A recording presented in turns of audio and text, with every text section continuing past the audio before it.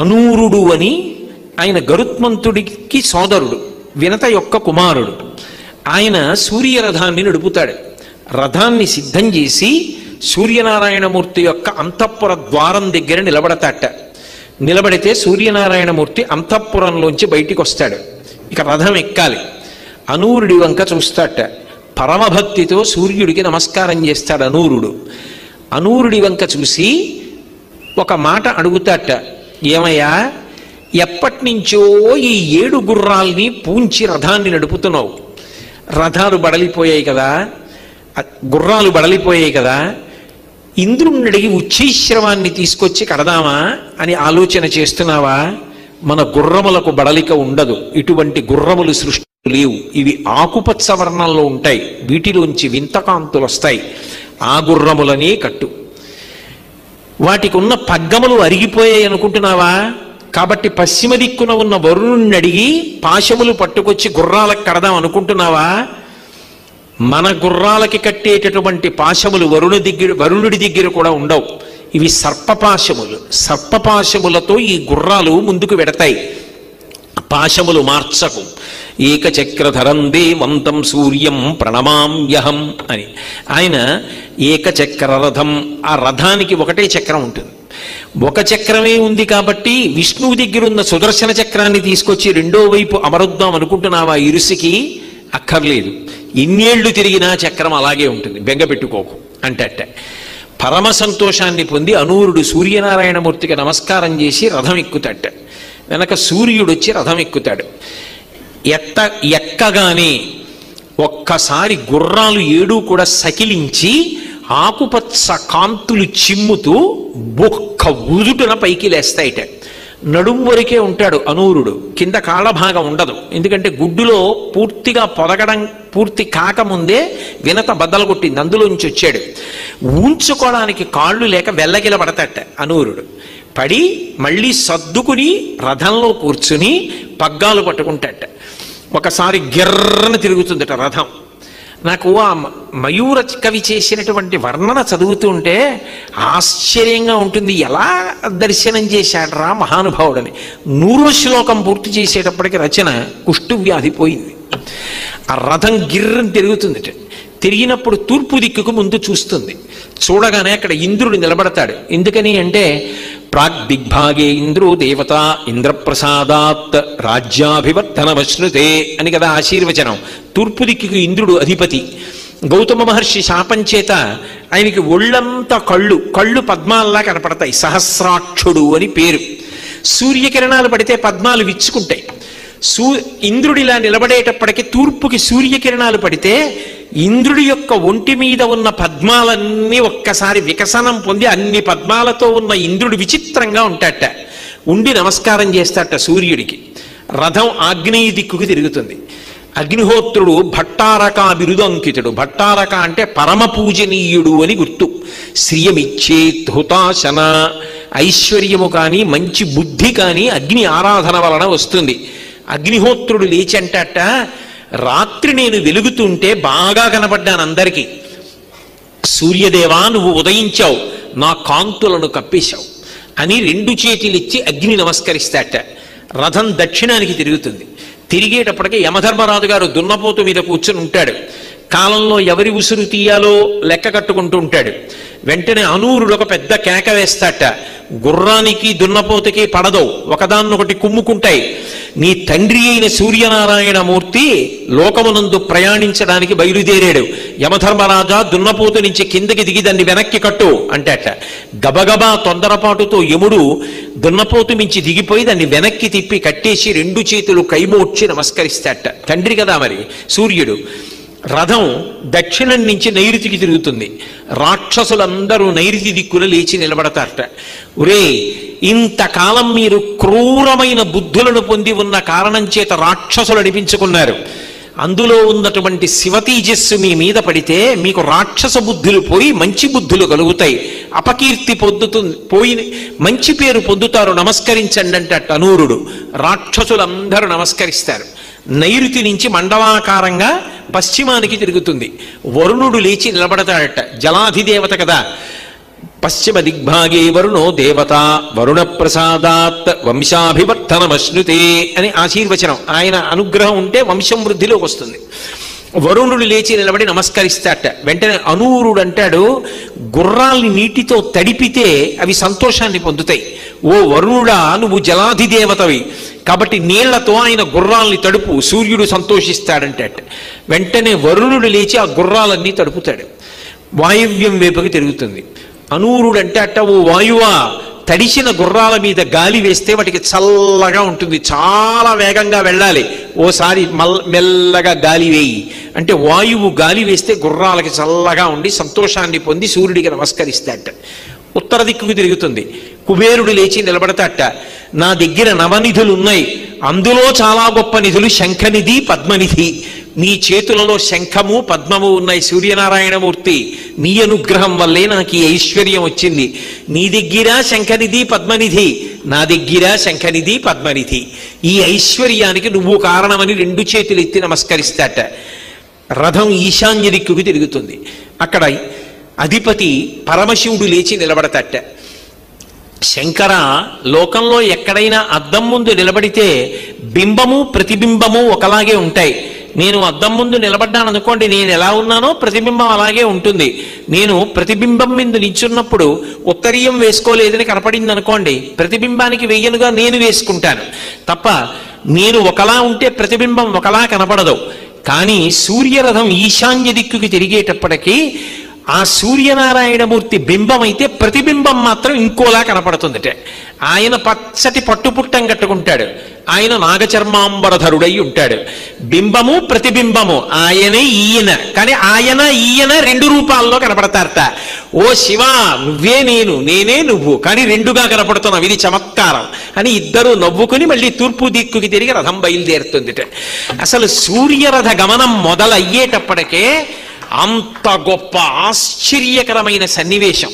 అసలు ఎలా ఊహ చేశాడో మహానుభావుడు. ఒక అద్భుతమైన మాట అన్నాడు. సూర్యోదయం జరిగి సూర్యరథం బయలుదేరుతుంటే సృష్టికర్త, స్థితికర్త, ప్రళయకర్త ముగ్గురు బెంగ పెట్టుకుంటారట.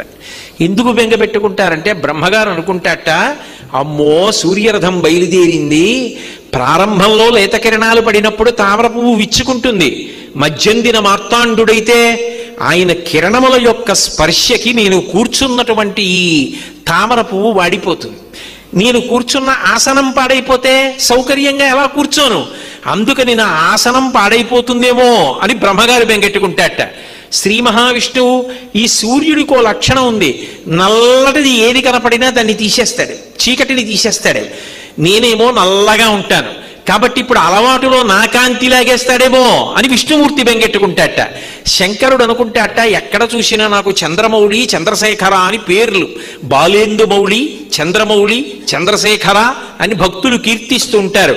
శుక్లపక్ష తదియనాటి చంద్రరేఖ నా కిరీటంలో అంత అందంగా ప్రకాశిస్తుంది. ఈ సూర్యుడు ఇంత గొప్ప కాంతితో వచ్చేస్తే ఇక ఈ చంద్రరేఖ కాంతి ఎక్కడుంటుంది? చంద్రమౌళి అని పిలిచాం కానీ ఏడీ చంద్రుడు చంద్రరేఖ ఏది అని భక్తులు వెతుక్కు వెతుక్కు చూస్తే నా కీర్తి ఏమైపోతుంది అని శివుడు బెంగెట్టుకుంటాట. ముగ్గురు మూర్తులు బెంగెట్టుకునేలా ఆ సూర్యుని యొక్క గమనం మొదలవుతుందిట. అంటే అసలు ఆ సూర్య బింబం ప్రయాణం మొదలు పెట్టేటప్పటికే లోకమంతా కూడా ఆశ్చర్యాన్ని పొందుతుంది. యజుర్వేదంలో రుద్రాధ్యాయంలో ఒక మాట అంటారు, సౌయో వసర్పతి నీలగ్రీవో విలోహిత ఉతైనం గోపా అదృశన్ను దృశన్ను దహార్య అంటారు. పరబ్రహ్మాన్ని దర్శనం చెయ్యాలంటే ఏదో మహానుభావులు గొప్ప తపస్సులు దర్శనం చేస్తారు, కానీ ఏమీ తెలియనటువంటి పరమ అజ్ఞానంలో ఉన్నటువంటి వాళ్ళు, తలకడిగితే మొలకడగనటువంటి వాళ్ళు, ఏమీ చదువుకోని వాళ్ళు, కాంతలు అరణ్యాలలో చెరువు దగ్గరికి వెళ్ళి నీళ్లు తెచ్చి కుండల మీద పెట్టుకుని, కుండలు తల మీద పెట్టుకుని ప్రయాణం చేసి కబుర్లాడుకుంటూ విడుతున్న వాళ్ళకి కూడా ఏ విద్య లేకపోయినా భగవంతుడు తూర్పు దిక్కున చూడడానికి యోగ్యంగా దర్శనమిచ్చేది ఎక్కడ అంటే సూర్యబింబంగా దర్శనమిస్తాడు. అందుకే సమస్త లోకము కూడా ఆ బాలబింబ దర్శనం చేత అంతటి ఆనందాన్ని పొందుతుంది. మీరు ఏ కావ్యాన్ని చూడండి, ఏ ఇతిహాసాన్ని చూడండి, ఏ పురాణాన్ని చూడండి, సూర్య భగవానుడి యొక్క స్పర్శ లేకుండా అసలు ఉండదు. సూర్యుణ్ణి పక్కన పెడితే అసలు కావ్యాలు కానీ పురాణాలు కానీ ఏవీ లేవు. మాఘమాసంలో శుక్లపక్షంలో వచ్చేటటువంటి సప్తమిని రథసప్తమి అని పిలుస్తారు. ఎందుకు అలా పిలుస్తారు అంటే దీనికి 2 కారణాలు చెప్పారు పెద్దలు. దీన్ని నేను చాలా సూక్ష్మంగా మాత్రమే మీకు మనవి చేస్తాను. రేపు ఉదయం నుంచి సూర్య భగవానుడి యొక్క రథం ఉత్తర దిక్కుకు తిరుగుతుంది. దానివల్ల ఏమవుతుందంటే మిగిలినటువంటి గ్రహముల మీద ఉండేటటువంటి సూర్యుని యొక్క వెలుగు, సూర్యుని యొక్క ప్రకాశము కొన్ని గ్రహముల మీద తగ్గుతుంది. ఇంత పరమపుణ్యప్రదమైన ఉత్తరాయణ పుణ్యకాలంలో ఎటువంటి పాపములు చెయ్యకుండా ఉండగలిగేటటువంటి శక్తి మేధస్సుకి దేనివల్ల కలుగుతుంది అంటే, ఈ కాలమునందు చంద్రప్రకాశం చేత జిల్లేడాకు మీద ఉండేటటువంటి నూగులాంటిది రేగుపండు తలకి తగిలి బ్రహ్మస్థానమునందున్న వేడితో అది సంయోగాన్ని చెందితే రాబోయేటటువంటి కాలంలో వడదెబ్బ తగలకుండా కావలసినటువంటి శక్తిని తలపుంజుకుంటుంది, ఓషధీ శక్తిని. 2, ఇంత పరమ పవిత్రమైన ఉత్తరాయణ పుణ్యకాలంలో ఎటువంటి పాపకర్మలు చెయ్యకుండా మనిషి రక్షింపబడతాడు. 3వది ఏమిటి అంటే, ఈశ్వరుడు ఒక్క మనుష్యుడికే ఒక అనుగ్రహం ఇచ్చాడు. ఇది ఎంత తేలికైన అనుగ్రహం ఇచ్చాడంటే, రేపటి రోజు ఉదయం రథసప్తమి తిథి ఉండగా సమంత్రక స్నానం చెయ్యాలి. మంత్రం లేని స్నానం మీరు చేశారనుకోండి, అది కాకి స్నానం అని పిలుస్తారు. దానివల్ల ప్రయోజనం ఏమి ఉండదు. జిల్లేడాకులు రేగుపళ్ళు తల మీద పెట్టుకుని నేను పోసుకున్నానండి అన్నారనుకోండి, దానికి ఏం ఉపయోగం ఉండదు. సమంత్రకమే చేయవలసి ఉంటుంది స్నానాన్ని. దాన్ని మంత్రస్వరూపాన్ని ఏం చేస్తారంటే అందరికీ అందుబాటులోకి తీసుకురావడం కోసం మంత్రం అంటే అంగన్యాస కరన్యాసాలు ఉండాలి, ఒక ఉపదేశం ఉండాలి. ఇవన్నీ మళ్ళీ అందరికీ ఎలా అందుబాటులోకి వస్తాయి? మళ్ళీ అందరూ దీని ఫలితాన్ని ఎలా పొందుతారు? ఇప్పుడు ఆ మంత్రాన్ని శ్లోక రూపం చేస్తారు, అంటే ఇంకా అనుగ్రహిస్తారు. ఇప్పుడు మీరు ఆ శ్లోకం చెప్పిన తరువాత రేగుపళ్ళు జిల్లేడు పళ్ళు తల మీద పెట్టుకుని అప్పుడు నీళ్లు పోసుకుంటే అవి జారి కింద పడిపోతాయి. అలా పడిపోయాయి అనుకోండి, 7 జన్మల క్రితం చేసినటువంటి పాపాలని ఆ స్నానంతో తీసేస్తారు. అది ఎప్పుడు ఉంటుంది అంటే ఒక్క రథసప్తమి నాడు మాత్రమే ఇస్తారు ఆ అనుగ్రహాన్ని. అది ఎలా ఎందుకు ఇస్తారు అంటే ఈశ్వరుడు యొక్క అనుగ్రహం అంతే. అవి ప్రశ్నించడానికి ఏం ఉండదు.